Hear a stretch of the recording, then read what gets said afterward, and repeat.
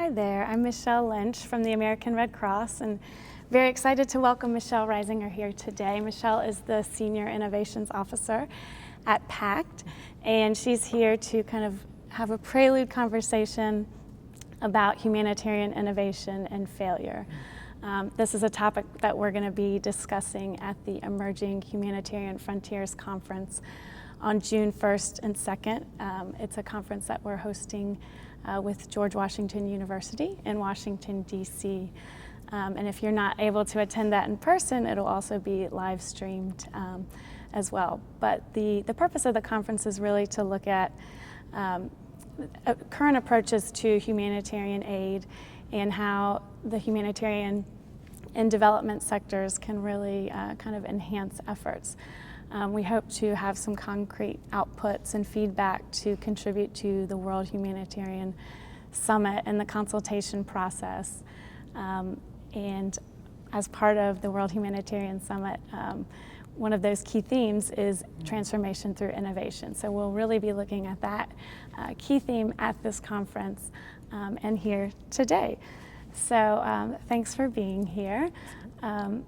As you know, humanitarian innovation is certainly a hot topic today in the humanitarian and development sphere. I think we all can agree that there's an unprecedented growth in humanitarian needs, and the cost of meeting those needs is also growing rapidly. So many organizations are realizing that we can't operate as normal, and we need to be more efficient and adapt and enhance efforts. And so innovation really provides that process to do that. But innovation also requires iteration, it requires experimentation, and with that comes failure. And unfortunately, failure is not something that we're so comfortable with, understandably. I think you would agree. It seems sometimes too great of a risk to bear when we're working with people in emergency situations, in the aftermath of disasters and conflict settings where we certainly don't want to put people in harm's way and at greater risk.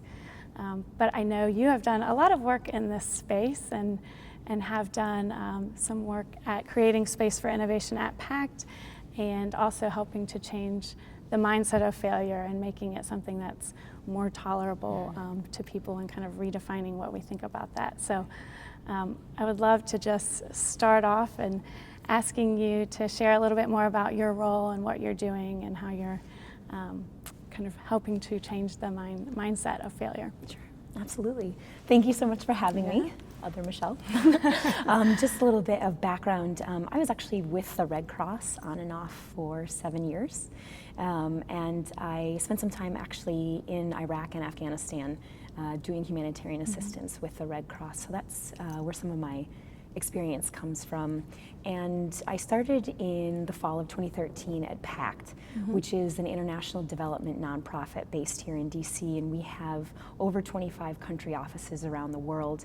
We primarily do health, livelihoods, and natural resource management. Those are our technical areas, and the techniques that we use in order to do those technical areas are capacity building, democracy and governance, and emerging markets. So a little bit about Pact. And in the fall of 2013, when I started at the organization, there was a senior leadership retreat in which the CEO, Mark Vizo, tasked the organization to cultivate, harvest, and monetize innovation. And so a team was put together that consisted of myself and then another new hire who is our entrepreneur in residence. Very cool title. He has a tech background, and his role is largely to help build out assets for Pact. They can be products and new technologies. He also wraps business planning around some of these assets. And together we started on a process to build out a pipeline and an innovation infrastructure for Pact. Now, innovation, I think right now arguably has widely become rhetoric. And I think a lot of people talk about innovation and aren't exactly sure what they're referring to, maybe something new, maybe a product, maybe a technology.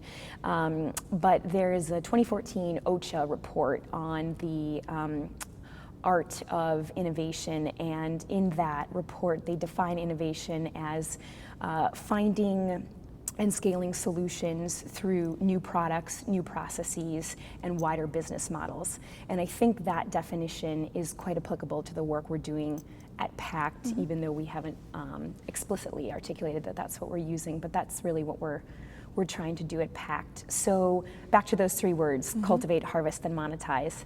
Cultivate innovation. We have developed an internal infrastructure to capture innovation at Pact, and it's on our internal intranet system. So we use a software called Jive, a little bit like Facebook for Office.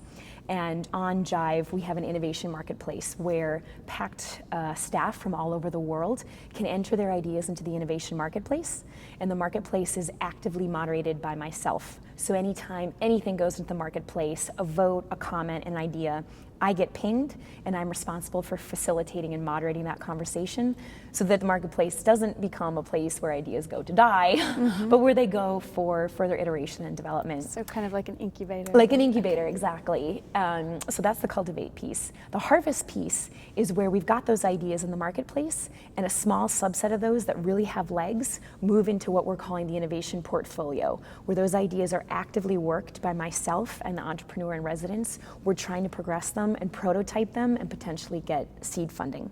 And then that last piece, monetize, is a little bit trickier. It's something that we've been working on for about 18 months now, and we're trying to wrap business planning around some of these assets to see if some of them might potentially generate revenue for Pact. Really new idea, ties into a lot of threads we're seeing about social entrepreneurship, social enterprise, but I think a lot of people would agree the current donor model is not sustainable, and we're looking at these alternative ways of creating a sustainable organization. So that's the innovation piece. Okay. It's complemented by innovation workshops that take place in the country offices. It's a day-long workshop around ideation and brainstorming, sensitizing the country staff to what we're trying to do with this new methodology. Very important as well, because we want the voice of the local staff. It's not what we sort of have called ivory tower innovation, where it's our team in DC kind of coming up with crazy ideas and trying to implement them in a country context where we're not sure if it's going to work. We want that local voice, and the innovation workshop really taps into that. And then the failure piece comes from about a year ago, we actually hosted an internal Fail Fest for the organization. If you're not familiar with a Fail Fest, it's a event where humor and comedy are used to talk about past failures and share lessons learned. So this is done through skits and poems and singing songs and storyboards, trying to make a more lighthearted space for people to talk about failure. And I did some pretty extensive research on failure in preparation for that Fail Fest, and we can talk about some of that research later, but it was a very successful event, very well received by the organization. And just one more idea I wanted to share about failure.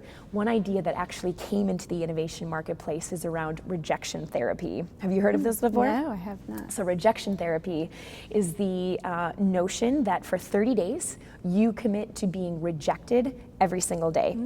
And the thought process is you're trying to go beyond your comfort zone, asking for something you don't think you can achieve. And the goal is actually to be rejected. So if you actually achieve what you asked for, you didn't reach far enough. So those are the types of ideas that we're actually surfacing at Pact. Great. No, I love the idea of a fail festival, and I'm sure we'll talk about that a little later too, but really, you know, being courageous and brave and sharing, you know, what didn't go wrong so that everyone else in the organization can learn from it and learn that it's okay, and it isn't something that you need to hide and be punished for. So since we talked about the Fail Fest and openness to sharing that, I wondered if you would maybe share with us a story of failure that you encountered in your work. Absolutely, and I would start probably with the biggest one, which is that I definitely initially failed at this job. And the reason I say that is because the original premise, part of the original premise for this position, was to see if we could submit proposals to foundations to win unrestricted money to do innovation and invest in our organization. And that did not work. Despite my best efforts and extensive research, navigating the landscape, really looking into what RFPs, requests for proposals, were available to us, after an initial evaluation of several months, we decided that that course of action was not going to be successful. And this is where I really love what we're doing at Pact and the way our team frames things. My supervisor, John Whalen, he's the SVP of Innovation, and he's excellent at framing things as a hypothesis. And when you frame things as a hypothesis, it's hard to fail at it, because if your hypothesis is not accurate, then you just try a new one. And there's never a point where you sort of hang your head in defeat that it didn't work out. And so he's framed all of our work from the beginning as a hypothesis. So when the unrestricted proposals didn't materialize, we pivoted and it became, all right, well, let's see if we can match the innovation ideas to existing RFPs that are interested in those topics. So a technology idea with a technology proposal, a women's empowerment idea with a women's empowerment proposal. And the other thing we pivoted to and have focused on extensively is more relationship building, because we found that donors, particularly in this more risk-oriented area, would prefer a trusting relationship with the implementer. So we've worked hard to build relationships with the types of donors that are interested in this type of work. Okay. Great. Well, that kind of leads into my next question. You spoke about kind of changing the mindset of your colleagues and making them more open to failure. I know in the humanitarian and development sector, a lot of donors are still not okay with failure, even though maybe we're kind of reframing it as learning and pivoting. And I know the acronym of FAIL can also be first attempt at learning. How do we communicate this to our donors, and how do we kind of say, well, this is a hypothesis, and that's just as important for us so that we can enhance our efforts and adapt? I think that's a really important question, because I think that the reason this particular industry is so risk averse is partly the donor model and partly the high stakes that are at play. And when it comes to high stakes, I think, as we all can acknowledge, humanitarian crises are highly politicized and highly public with very high stakes. Benghazi is a great example. And after something has happened, it's really easy to lambaste whoever was in charge of mitigating those risks. And before that happens, you can see why organizations are incredibly cautious about whether or not the risk is worth it. And so with that highly politicized, highly public nature of humanitarian crises, the industry has become very risk averse. I think we trend far behind other industries. And that other piece around the donor model, I believe because humanitarian projects are accountable to donors, we're risk averse in that sense too, because we want to secure that donor relationship. We want to make sure there's follow-on funding. We want to make sure we're implementing exactly what the donor has signed on for. And I think there's a real need on the donor end to let humanitarian and international development organizations know that failure to some extent is acceptable. And there's a lot of different ways that we can look at this and talk about this, but I think that donor piece is really important, and I actually think we're already seeing this shift in many ways. I'll give you a couple of examples. The Case Foundation, I'm not sure if you've heard of this foundation, one of their priority areas is actually called Revolutionizing Philanthropy. And within Revolutionizing Philanthropy, they have a campaign called Be Fearless. And the initiative is literally to promote nonprofits to take more risk in their work. So we're seeing that already with that type of broad traditional foundation.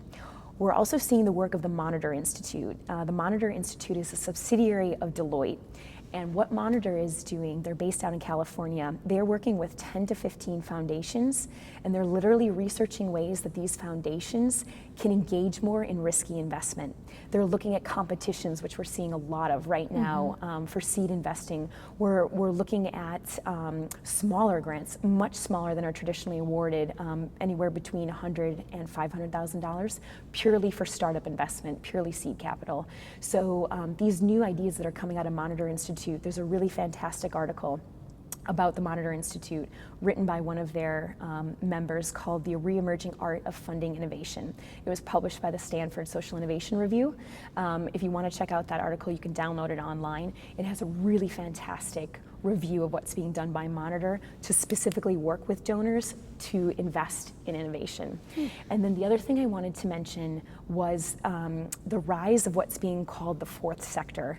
It's this burgeoning set of donors who are impact investors, private venture capitalists, investors who are looking for not only a return on investment, but a social return on investment. They want to invest in projects that have a social mission, and they want to see that return on investment. And I think they are going to be the biggest game changers in the donor model and the way that donors are looking at risk in humanitarian industries. Great, thank you. Those are amazing examples, and it's exciting to hear that the mind shift set is shifting even with foundations and certainly with social entrepreneurs. We know that technology companies in the private sector, when they are out there and innovating, they have the resources to fail, and that's acceptable. Even if we as humanitarians have the resources, how do we not take it so personally, and how do we kind of move forward? And it's a big culture shift, I think, internally, but how can we work on that and looking at it as, again, a process and not something that we as individuals and as organizations are doing and failing at?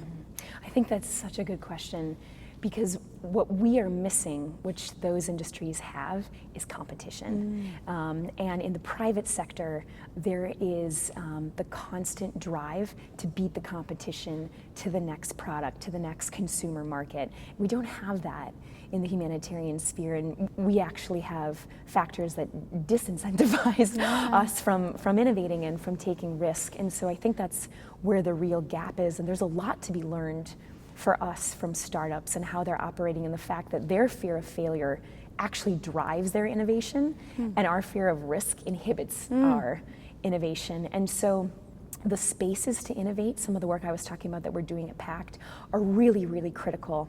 And another thing that we're seeing now that's very important is local spaces to innovate. So Google has design labs around the world. There's the iHub in Kenya, and those are spaces for local entrepreneurs and local social enterprises to take part in innovation and solve intractable problems at the local level, which I think is really important. But that needs to be combined with, I would say, concerted systems and processes within nonprofits that allow spaces to innovate and then prototype, iterate, fail fast, prototype again, iterate, and then scale. And I think that's the really important piece, is that when talking about humanitarian innovation, I think people get skittish because we're talking about human lives, and no one wants to roll something out that's going to be detrimental and inflict more harm that's already being done. However, I think if it's done in the right way and scale is really kept in mind, it's easily attainable. So we're talking about rapidly iterating and prototyping on a very micro level. We're not proposing— So not during an emergency. Yes, we're not proposing to roll out something on a macro level during a crisis. And I think creating those spaces where that prototyping and iteration can take place then allows the opportunity to take a new innovation to scale and then potentially roll it out. And this is another important piece. I think it's really important to keep in mind that in your entire portfolio projects, maybe you only inject risk into a few of them. So I don't think anyone's really proposing that every project in your portfolio has a risk component or has an innovation component. You know, go ahead and sort of disperse that out. Maybe you have 20 projects in your portfolio and only 3 of them are running more risky innovation components. That's a really great way to mitigate some risk as well.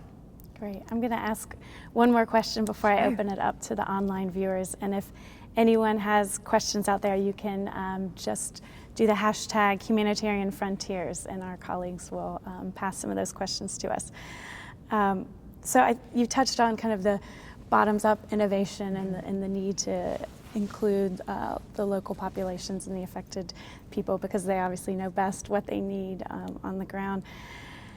And then you also talked about kind of the social entrepreneurs in the private sector coming in and wanting to innovate and to help. But I think from the American Red Cross perspective, we do everything with a very principled approach, and we abide by our fundamental principles and ensure that we're staying neutral and impartial.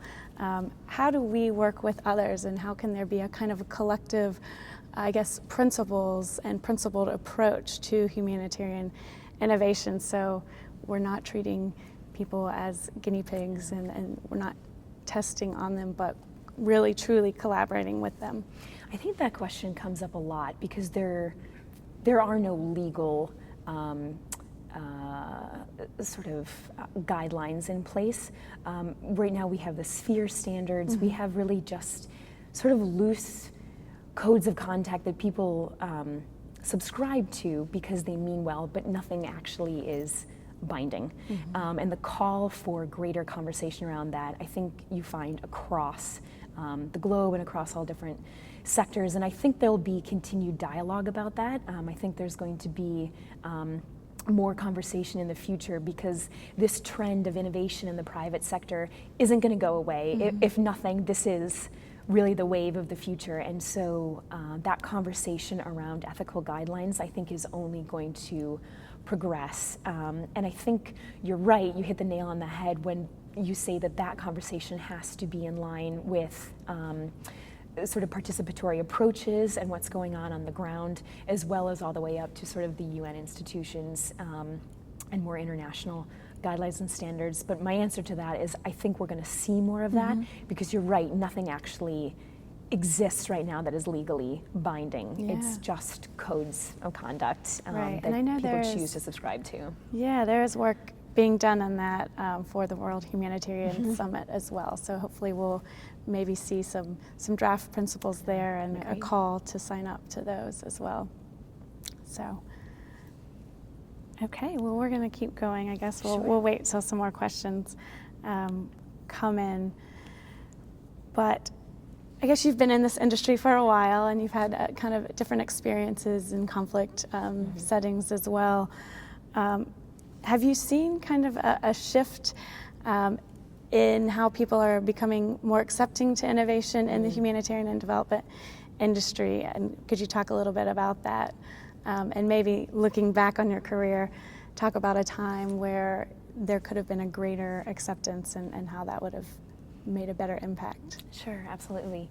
Well, I just wanted to quickly touch on something that I referred to a little while ago, which was the research I did for the FailFest.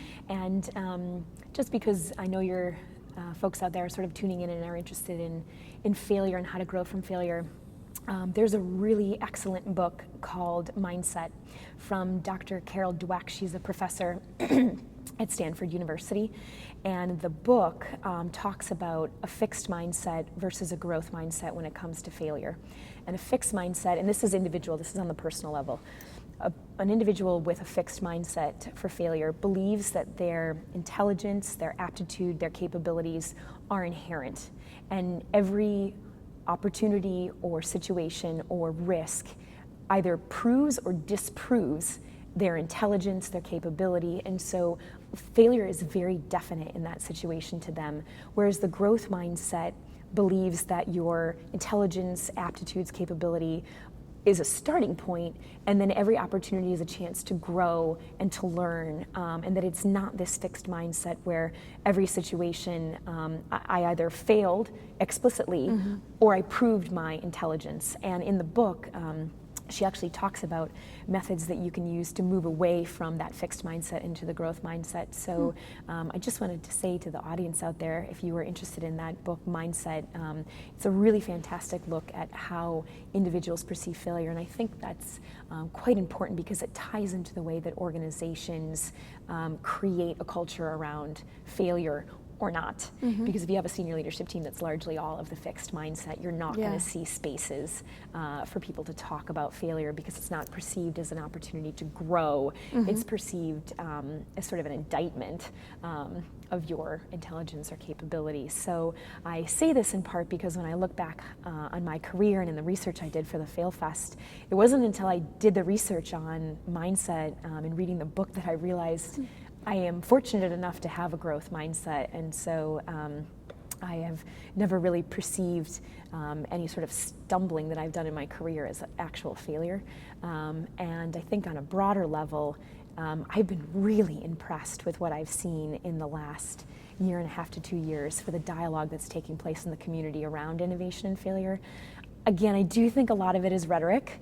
I would be very pleased if maybe 10% of the organizations were actually doing around the conversation of innovation and failure. But in that regard, it takes an investment on the part of the organization to actually put those infrastructures in place. And it's not just people's time, it's money as well.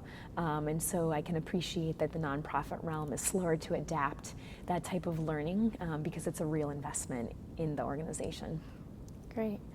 Well, maybe something that doesn't cost a lot of money is how we position our failures in annual reports and things like that. We're always highlighting successes, but not necessarily the learnings from failures. Do you recommend that we change the dialogue on that, and even our marketing materials and how we're sharing our successes and learnings?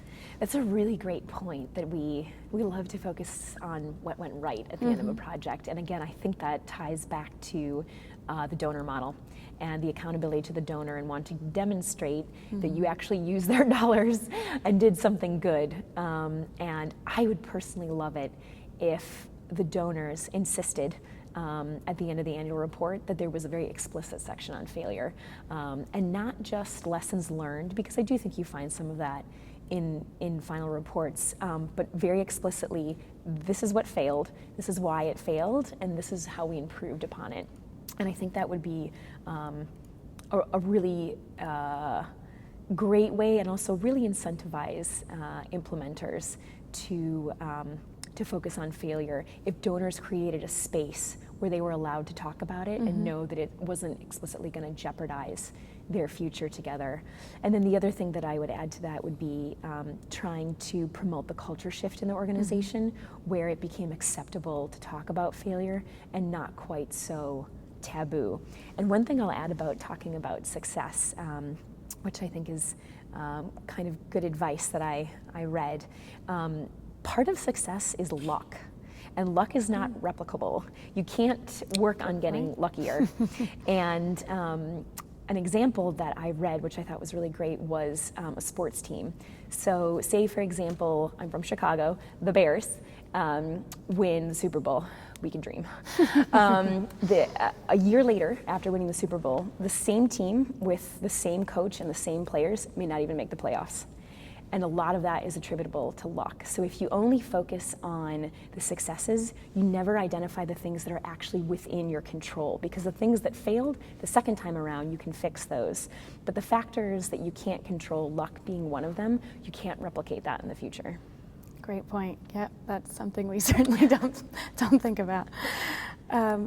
Maybe you could talk a little bit about how humanitarian and development organizations can collaborate and share failures and talk about it more openly amongst each other. I know we're obviously all competing for those very few donors who are now open to taking risks and to being more innovative.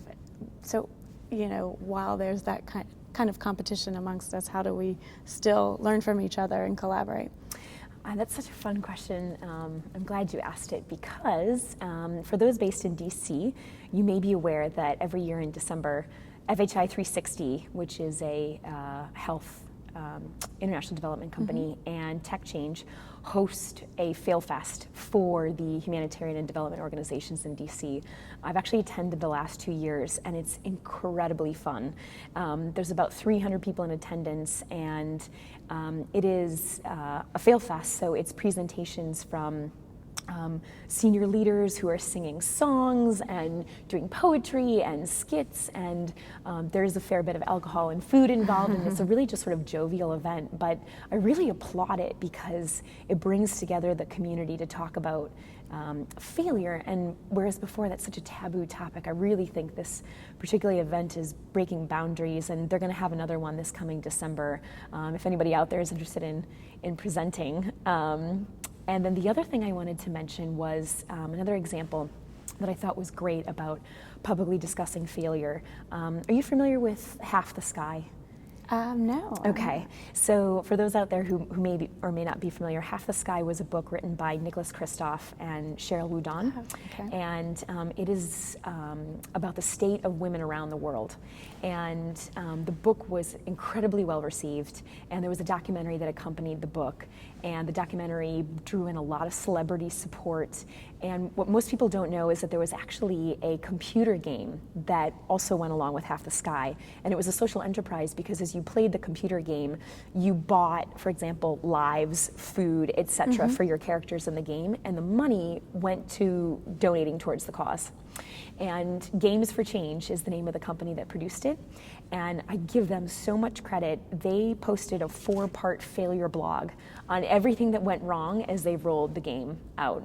And you can go online now and find that on their Games for Change website. You can see their 4-part failure blog. And I was really impressed with that. Yeah, absolutely. I'll have to check that out. And I have to add that I did attend the Failure Festival by FHI 360 and would highly recommend it. It was a lot of fun, an entertaining evening.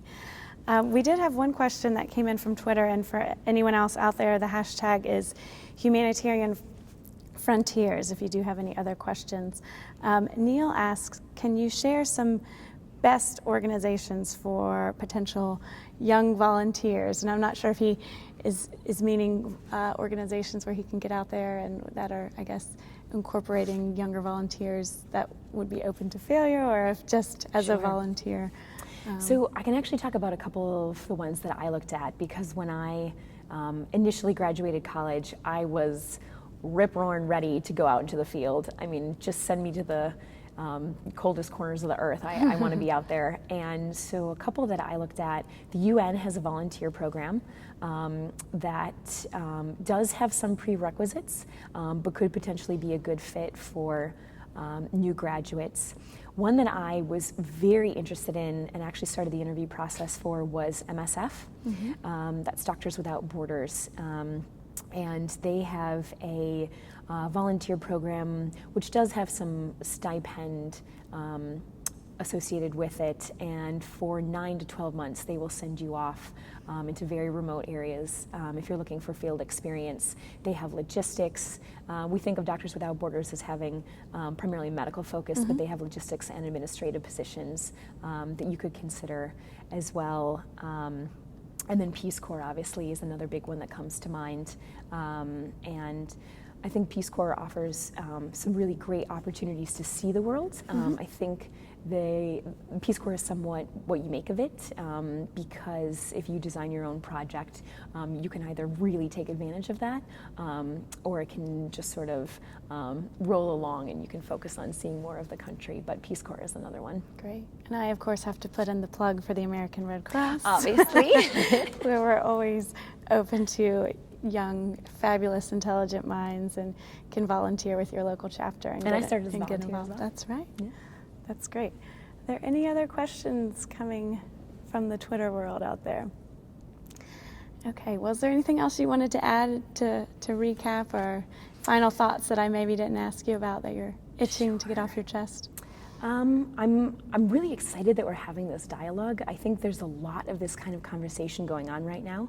I would love to see more doing. Yes. Love to see more doing. And my team speaks as frequently as we can about the work we're doing at Pact, and we're hearing a lot of affirmation for our work, but we're not seeing a lot of other organizations actually commit to building out the infrastructure to allow space to innovate. So would really love to see more of that. And personally, I'm really excited to see where the rise of this fourth sector takes us, the impact investors, the private venture capitalists, and the private sector in general, because I really think they're going to change the game as time goes on. And I'm really curious to see what that looks like, and how it also serves to sort of empower some of the local voice as well. So I would leave with those two thoughts. Absolutely. Well, thank you for allowing us to learn from you. And I think Pact, you guys are ahead of the game and have done a lot of work that the Red Cross and others are looking at with admiration, and to learn from your failures. I'll just add that we're trying to kind of push the conversation along and look at what we can do to further innovation in the humanitarian space. And so at the Emerging Humanitarian Frontiers Conference, we're going to have a wonderful panel of speakers. It'll be moderated by Pascal Dowden, who's our head of policy at the ICRC. And we're going to have someone representing FailCon, someone who's done some global health work for MIT, and someone from Harvard Humanitarian Initiative to talk about their experiences and how we can still take intelligent risks in order to adapt and evolve and to really be able to meet the influx of humanitarian needs that are growing every day. And then we will also have working groups where we will be looking at through the lens of marginalized populations, local voices in disaster response, and then cutting edge technology, and looking at how these specific groups will be impacted by principles and ethics and humanitarian innovation. And as I mentioned at the beginning, we'll be kind of sending that feedback and concrete outputs into the World Humanitarian Summit process through a paper. So we hope to help further the conversation as well. But I'll see you at the event. Yes, and Michele has graciously offered to talk with anyone who may have questions and didn't have an opportunity to tweet them today in person at the event in Washington. So thank you again, Michele. We really appreciate your time. My pleasure. Thank you. Look forward to continuing this dialogue.